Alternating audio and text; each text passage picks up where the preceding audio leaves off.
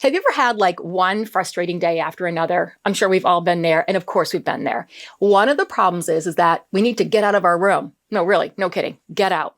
Like not at that moment. You can't like run right out, but schedule some time to observe other classrooms, be with other kids, other teachers in your building. Maybe it's 3 short observations that you can get out, or maybe it's just one 20-minute observation.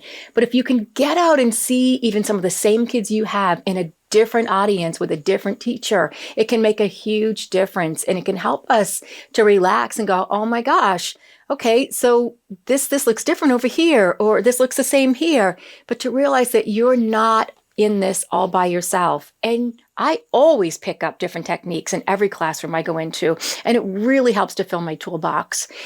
I experienced this revelation, if you will, a long time ago when I was teaching in a residential treatment center, and I had some kids who were really struggling on a daily basis. And I would go out into public, with my friends or my family, and I'd go into a shopping mall, and, a kid would open the door for me and hold it. And I'd be like, whoa, that kid is amazing. And my family would say, Mom, that's pretty normal. People do that all the time. But see what happened there?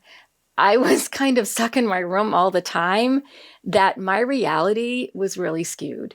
And so don't let your reality be skewed by not getting out into other classrooms and seeing how other kids act and how other teachers teach.